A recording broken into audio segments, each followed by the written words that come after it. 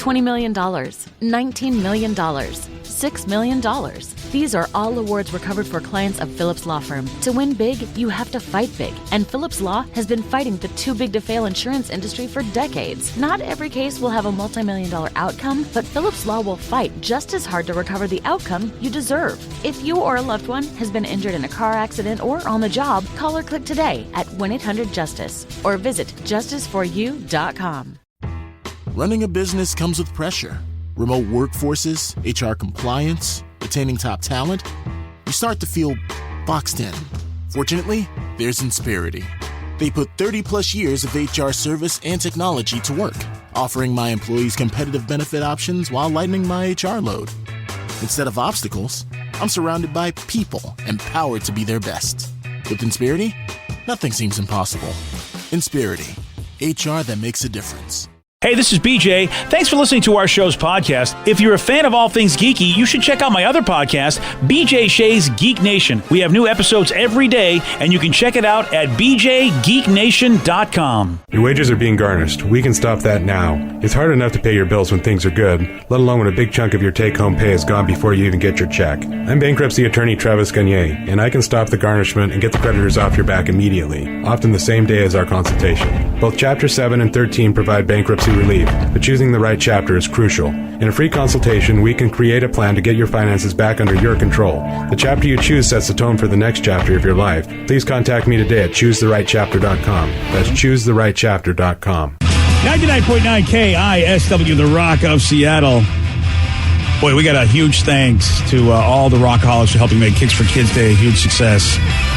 We had a goal when we started Kicks for Kids. We wanted to raise $15,000 to donate to Mary's Place so that kids in need would have brand new shoes. Yep.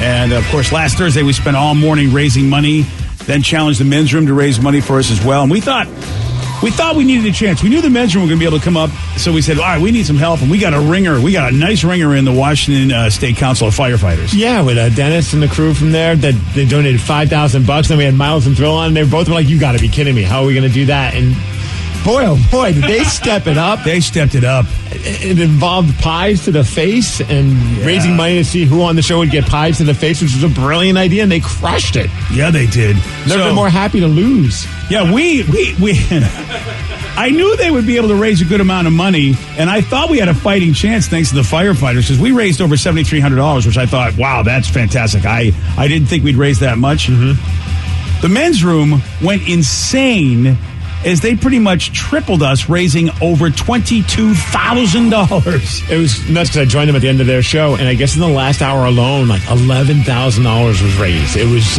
I mean, the Rockaholics stepped up huge. They're amazing. They are so, so amazing. So we ended up raising over $36,000, more than double the goal that we set out when we started this. Lots of shoes, baby. Yeah, lots of shoes from Mary's Place, and a lot of kids are going to be so, so happy. So thank you, Rockaholics. Thank you so much.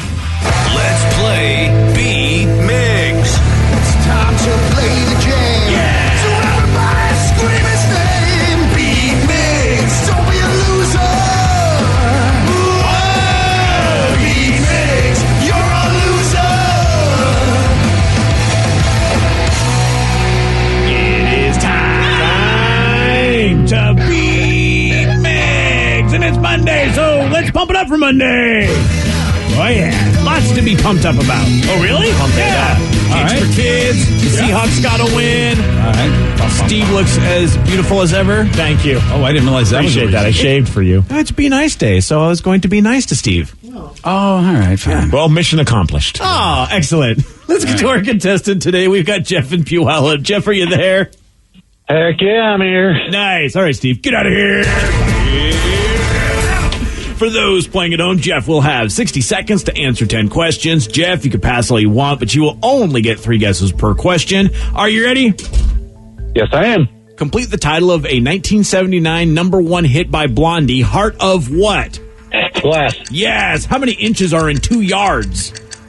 36, 72. Yes. What month is Breast Cancer Awareness Month? June? No. July. No. Oh, man. Let's go August. No. Nepal is located on which continent?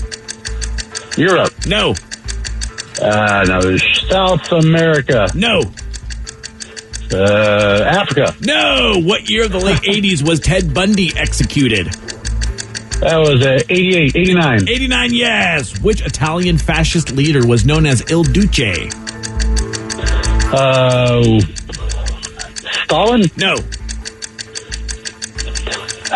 Pass. The Marvelous Miss Maisel is a show that streams on what platform? Be Netflix. No. Amazon Prime. Yes. What does the R stand for on the rating of a movie? Restricted. Yeah. 1, 2, 3, 4, 5. Correct. Man. That what'd you say was an Italian dictator? Yeah, the fascist leader. Oh, son of a gun. That's going to be tough for me. Oh, really? Just because of that nickname. Okay. Yeah. That nickname gets me, but see, I might be overthinking it. I mean, you really kind of do all of the time. That's true. It was just, it's like one of those ones where sure I am. Yeah, if you just throw out names, you probably would have gotten it, or he would have. Yeah. But we'll have to see. Steve will get it. You think so? He gets everything. Thank you. Oh, it's Be Nice Day. All right. Are you ready? Yes. Complete the title of a 1979 number one hit by Blondie. Heart of what? Glass. Yes. How many inches are in 2 yards? I'm going to go... Oh, crap, math. 72. Yeah, yes. Good job. What month is Breast Cancer Awareness Month? This month. October. Yes. Nepal is located on which continent? Oh, I'm going to go Asia. Yes. What year of the late 80s was Ted Bundy executed? 88. No. 89. Yes. Nice. Which Italian fascist leader was known as Il Duce? Mussolini. Yes. The Marvelous Miss Maisel is a show that streams on what platform? Amazon Prime. Yes. What does the R stand for on the rating of a movie? Grande. No. Restricted. Yes. What company makes the Oreo cookie? Ooh. Nestle. No. Mars. No. Nabisco. Yes. Which art movement is Salvador Dali associated with? He's abstract? No. Impressionist. No. Funzy. No. Funzy? Yeah. No. It makes for funsies. Well, yeah, for funsies. Well, Steve, you don't get a perfect 10, you get a 9, and you win. Dolly Parton, 9 to 5. Oh, well, sorry about that, Jeff. Appreciate you playing, buddy. All right. Thanks for having me on. Nice work, Steve. That was good. Thank you. Thank you very much. A little cheering from David Lee Roth there. Yeah. And yeah, it seems that you overthought maybe the Mussolini one. You know why? Because of L. I don't. L is. I didn't know L was used in Italian unless it was somebody else that gave him that nickname. I know L is like sort of a modifier or whatever in Spanish. Yeah. It's it's Il. Oh, Il. Yeah, Il Duce. Oh, I thought you said L. Okay. Well, there you go. One or the other. This is still the same sort of moniker. It's the same thing. Il, I get, because Il Fornario is that great restaurant down. Yeah. I don't know if they're still open downtown, but Nothing's open, BJ. Yeah, I'm sorry. I'm sorry. Yeah, but yeah, right. I overthought it anyway. Mussolini's the only one I should have had as an answer. The art movement that Salvador Dali is associated with. Anybody have a guess? I think Vicky knows. Surrealism? Yeah. Good job. Actually, Vicky did know. I didn't know. Oh, yeah. He does like the melty clocks and stuff like that. I thought that. See, I would put that as abstract, but that was surreal. Surrealism. Makes sense. It's more surreal than abstract. He's got some. I've been to in Orlando. He's got a museum there, and it's crazy. It's so like there's one painting that if you look up really close, it looks like Abraham Lincoln, but when you get farther and farther away, it changes. And it ends up looking like something else, or the other way. But anyway, it's super cool. I love stuff like that. Yeah, it's totally nuts. Congratulations, Steve. You won. Hey, Steve, good job. Thank you. Thank you very much. You had Randy as an answer, and I just watched the South Park premiere. Yeah, last night I finally got to it. Oh, man. The pandemic one? Yeah. Did you watch it too, Danny? Yes, I did. Oh, man. I mean, well, they addressed everything. Yes, they did. Man, oh, man, did they address everything, and they did not pull any punches either. They were not ashamed. Let's just put it that way. No, they were not ashamed. They every aspect you've heard about the pandemic and the social justice situation, they had a full hour and said, we're going to do it. Just full in. All in. And they actually tied in last season to boot in order to basically connect it, which I thought was pretty good. Because I don't even know if I watched a single episode last season. Yeah, Randy went to China last season. Why? Because he was doing some pot deals with Mickey Mouse in order for Integrity Farms. So, they are really like... Wait, Mickey Mouse is now now on South Park? Yes, and he he's is. selling drugs? Mickey's doing a lot worse than selling drugs. Oh, yeah. Is it like real Mickey or some guy dressed as Mickey? Well, again, it's South Park, so it's like like Mickey. But it's Mickey. He calls him Mickey, and he looks just like Mickey. But it's not like some guy in a costume as Mickey. No. Like Tom Cruise or something like that. Or John Travolta left the closet, became Mickey Mouse. Yeah, no, he's Sheesh. oh yeah, dude. And Mickey does some pretty. How does Disney feel about this? Because it's a satire, I guess they can get away with it. But I mean, he full on is all looking like Mickey. They call him Mickey Mouse. It's crazy, especially they even did a shot where they're like going to Mickey's where he's headquartered, and he's at Disneyland.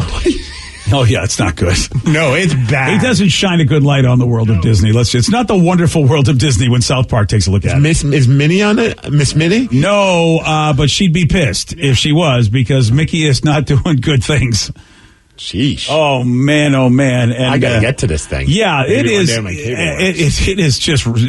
It is wrong and twisted in every way. And man, there are things they did that I thought, wow, they just did that. Okay, I mean that is part of what's going on. But they just unabashedly said, "Oh yeah, we're going to do that," and you're like, "Whoa!" And uncensored too. Yes, very uncensored. Yeah, Good lots for of them. swearing, lots of cussing. I always love how they just never really put a filter on themselves. And I have to say, very well done at the same time. Mm-hmm. Like, they were spot on with a lot of satire, and the characters did what they did. And, man, I really liked the episode. Now, I know I probably won't finish the season because that's how it goes at South Park. But this was a 1 hour, they called it the pandemic special. Yeah, it's typically nowadays, it's like the interest of a South Park episodes because, I can't believe how they're going to tackle this. Yeah. I'll have to get around to watching that. And they tackled it. They surely did. Well, the Seahawks are now 4-0 after beating the Dolphins. And we're going to recap the game with sports radio great Mitch Levy at 7:17 on The Rock. BJ and Migs, mornings on The Rock, 99.9 KISW. $20 million, $19 million, $6 million. These are all awards recovered for clients of Phillips Law Firm. To win big, you have to fight big. And Phillips Law has been fighting the too big to fail insurance industry for decades. Not every case will have a multi-million-dollar outcome, but Phillips Law will fight just as hard to recover the outcome you deserve. If you or a loved one has been injured in a car accident or on the job, call or click today at 1-800-JUSTICE or visit justiceforyou.com. Owning a business comes with pressure. There's a limit to what I can do and still keep employees engaged. Fortunately, there's Insperity. They put 30-plus years of HR experience to work to help me with hiring, training, HR administration, and compliance, while giving my employees competitive benefit options. And because I'm able to focus on other priorities, my employees can thrive and my business can grow. With Insperity, nothing seems impossible. Insperity, HR that makes a difference. 99.9 KISW, The Rock of Seattle. BJ, it's always great talking to our next guest, especially after the Seahawks win, now 4-0. Please welcome to the show, Mitch Levy. Hey, there he is, everybody. The good luck charm, the man, the myth.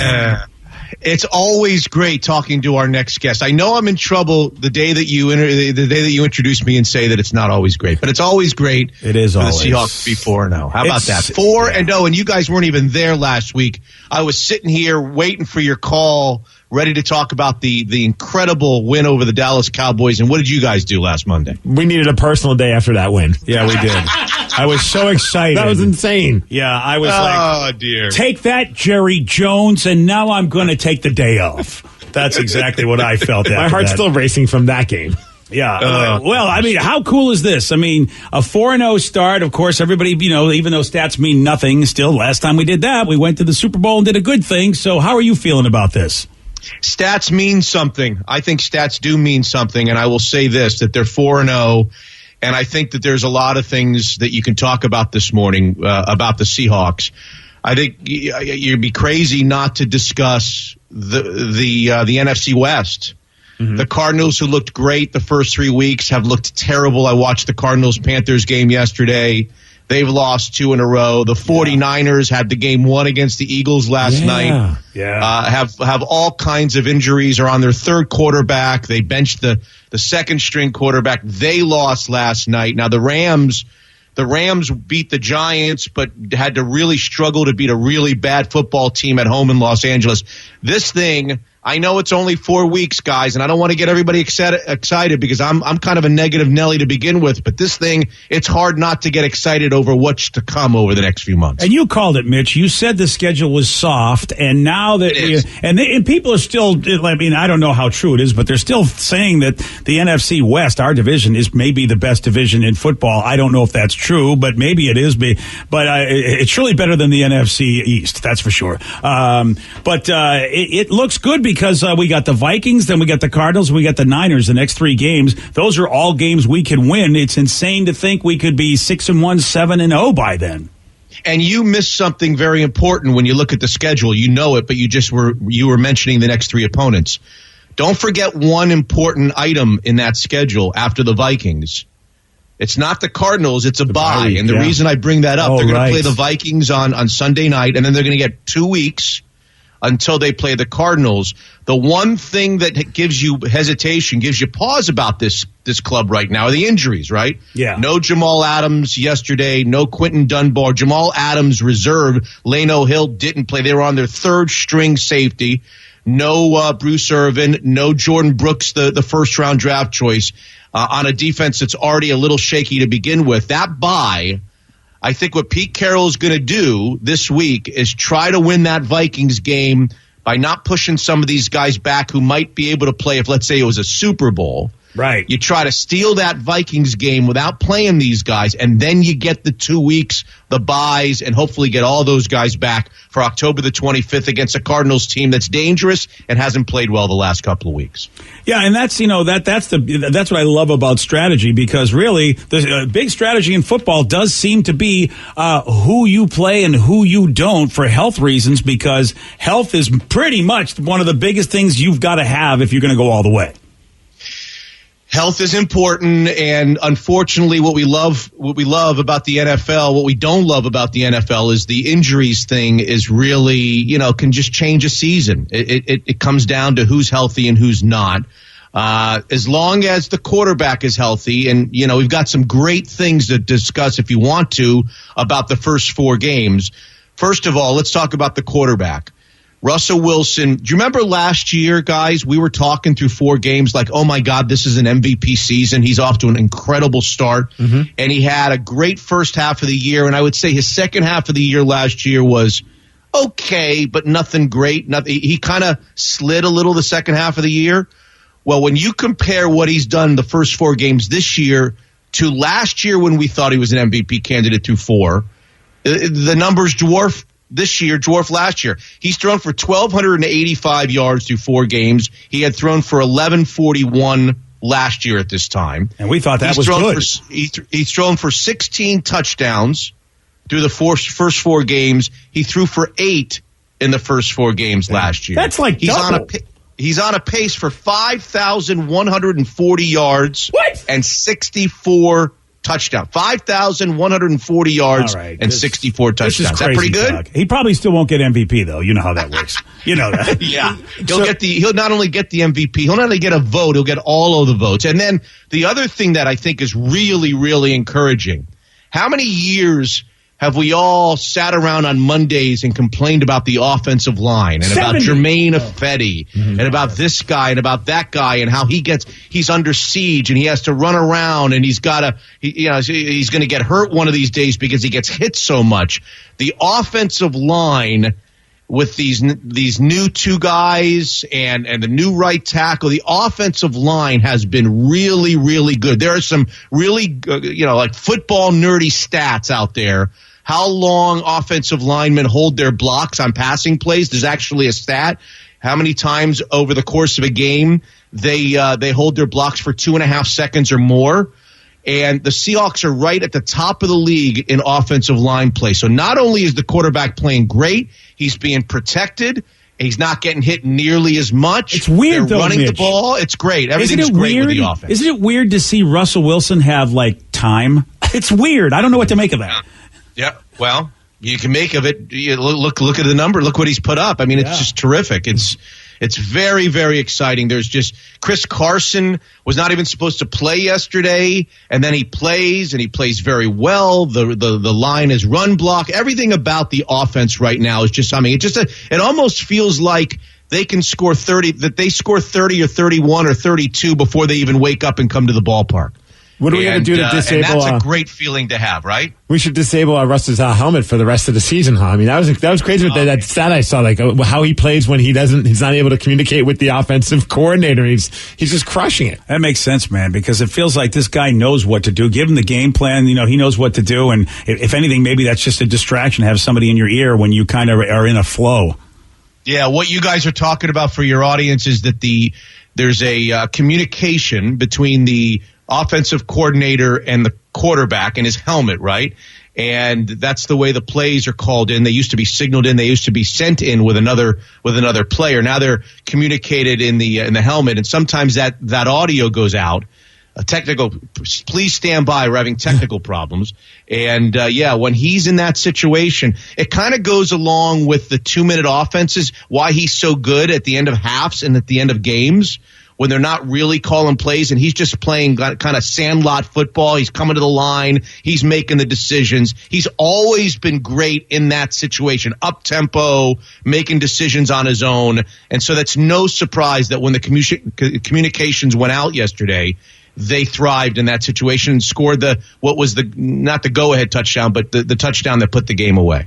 And it's what do you make of the defense? Was Miami that bad, or is our red zone defense better than we thought it was? Because you have two different. You can let a team marching up and down the field, but if they're not scoring touchdowns, does it matter what the kind of offense we have? Because they chewed up a lot of clock, which is what you want to do when you're a team like the Seahawks. You'd love to chew up the clock and score points. Miami was chewing up the clock and not scoring points. I mean, is our red zone defense that good, or Miami just that bad? I think it's probably a combination of both. Probably, this is the least dynamic offense that the Seahawks have faced probably so far.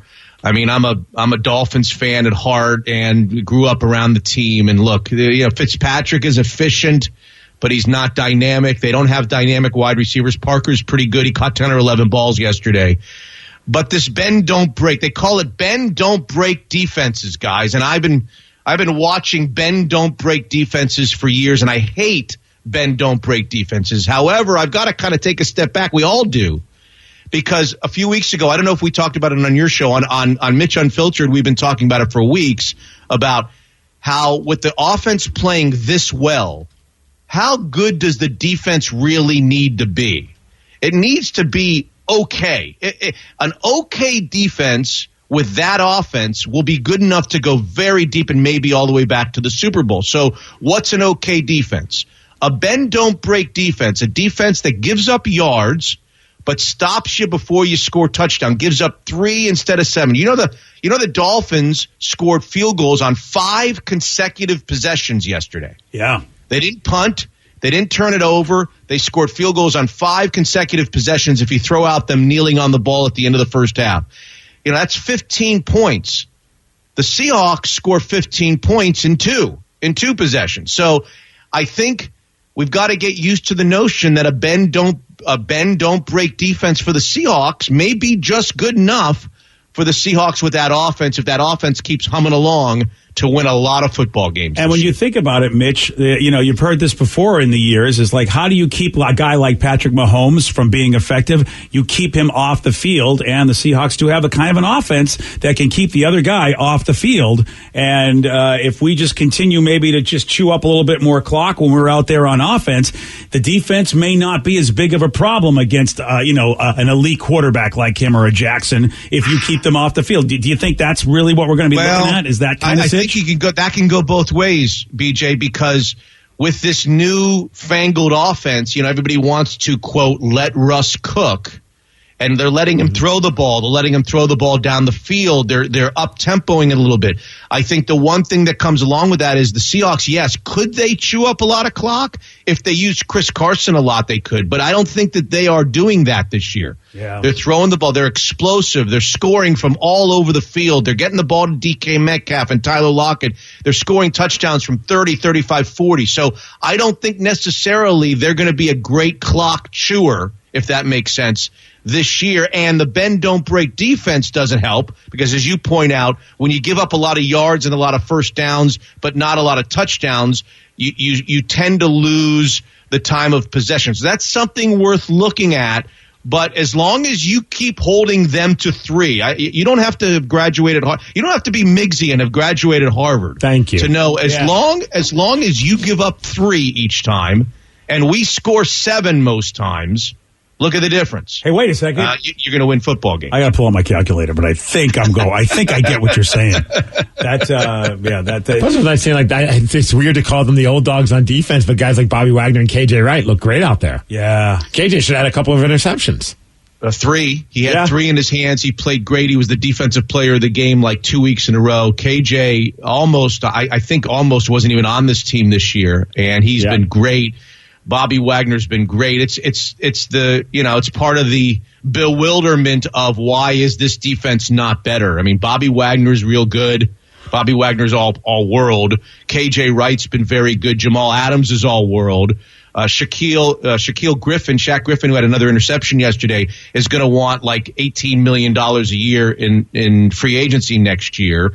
Quentin Dunbar was ranked number 3 amongst cornerbacks last year. I mean, you're talking about 5 or 6 really good football players on that defense, and yet as a whole, it's not the sum of the parts. It's kind of maddening why they're not better than they are because they've got good football players. But I suppose that they at least took a little step yesterday, depending upon how you look at the Dolphins as an offense. Yeah, and we're just kicking ass on the East Coast too, which the stat they showed yesterday was that all the other NFC West teams that have to travel to the East Coast, I think it was NFC West, or anybody else for that matter, that have to make the trip.